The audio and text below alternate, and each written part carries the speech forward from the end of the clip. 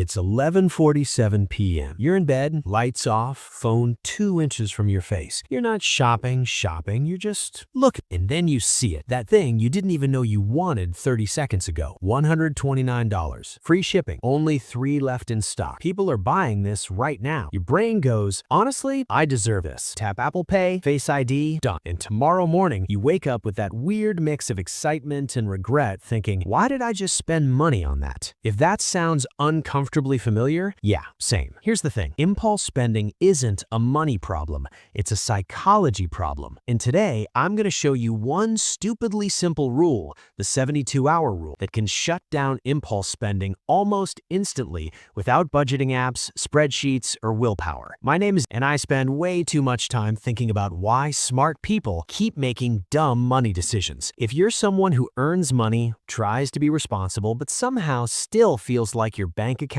leaks cash when you're not looking, hit subscribe and give this video a thumbs up, because this one can literally change how you spend. Most people think impulse spending happens because they're bad with money. That's not true. Impulse spending happens because your brain is perfectly designed to fall for it. Here's what most people don't realize. Your brain has 2 systems fighting for control every time you're about to buy something. Psychologists call them System 1 and System 2. System 1 is fast, emotional, impulsive. System 2 is slow, logical, rational. Impulse spending is System 1 hijacking the steering wheel. And marketers, they are exceptionally good at talking directly to System 1. Limited time offers, flash sales, countdown timers, only today, last chance. Those are not pricing strategies. Those are psychological weapons. A 2023 study published in the Journal of Consumer Research found that time pressure increases impulsive purchases by over 40%, even when people know they don't need the product. 40%? That's not a small nudge. That's your brain getting shoved. Now you might be thinking, cool, let me gently challenge that. The average American makes 3 impulse purchases per week, according to a survey by Slick Deals and OnePoll. 3 per week, at an average of $81 per purchase. That's about $243 per week, or $12,600 per year. Let that sit for a second. $12,600 is not latte money. That's an emergency fund. That's a Roth IRA maxed out twice. That's a used car paid in cash. And most people have no idea where that money went. This is where it gets interesting. Impulse spending doesn't feel expensive because it happens in small emotional moments, not big logical decisions. Your brain doesn't think, I'm spending $12,600 this year. It thinks, it's only $79, and that's exactly the trap. So how do you stop it? Not with discipline, not with shame, and definitely not with deleting Amazon. You'll just reinstall it later. You stop it by adding time. That's it. Time is the enemy of impulse, and that's where the 72-hour rule comes in. The rule is simple. Any non-essential purchase over a set amount, usually $50 or $100, must wait 72 hours before you buy it. No exceptions. You don't decide yes or no in the moment. You decide later. And that delay does something powerful to your brain. Here's why it works. Impulse spending is driven by a chemical cocktail: dopamine, anticipation, novelty. When you see something new,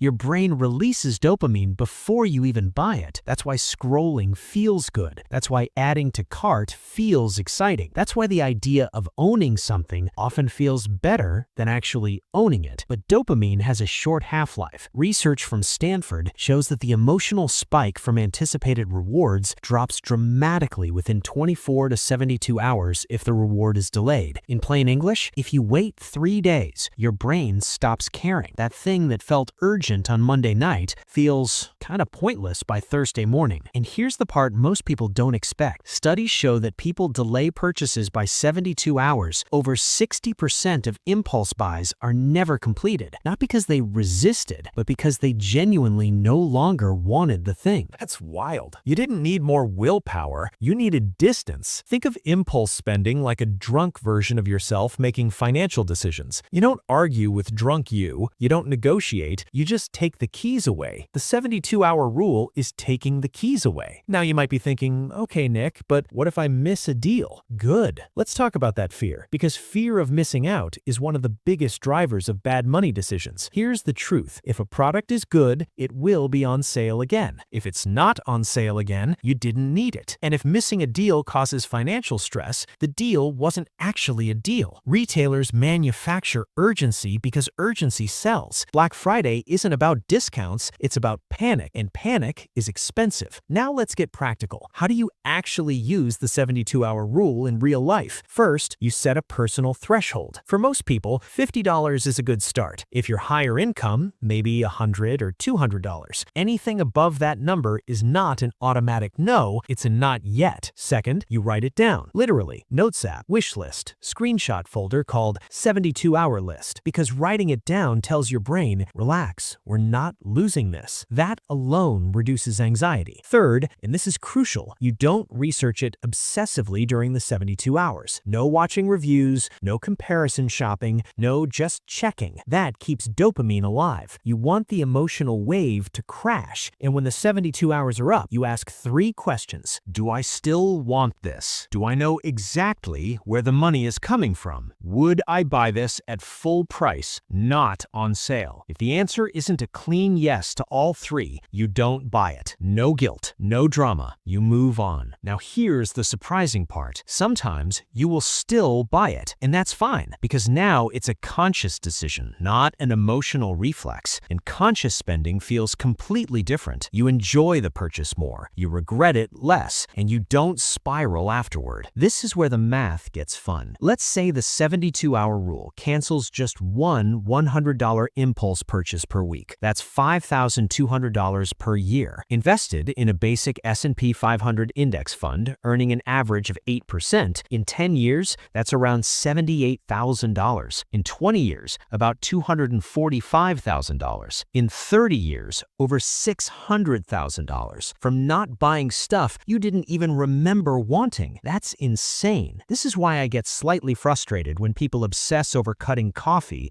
but ignore impulse spending. A $5 latte is visible, a $97 random purchase disappears quietly, but one destroys your future more than the other. Here's what most people don't realize. Impulse spending isn't about stuff. It's about emotion regulation, stress, boredom, loneliness, reward. Buying something is often a way of saying, I want to feel different than I do right now. The 72-hour rule forces you to sit with that feeling instead of numbing it with a purchase. And that's uncomfortable, but it's powerful, because once you notice why you want to buy, you can solve the real problem, not just the symptom. Sometimes the answer isn't buy less, it's sleep more, walk outside, call a friend, eat something, log off. Now look, this rule won't make you rich overnight, but it will stop you from leaking money in ways that quietly keep you broke. And once you stop the bleeding, everything else becomes easier. Saving feels possible. Investing feels less scary. Your money starts doing what you want instead of reacting to every shiny thing on the internet. So here's my challenge to you. For the next 30 days, use the 72-hour rule on every non-essential purchase. Just try it. Don't aim for perfection. Aim for awareness. And pay attention to how often you completely forget about things you were convinced you needed. That's the moment you realize you were never bad with money. You were just human. And once you design your system around that truth, everything changes.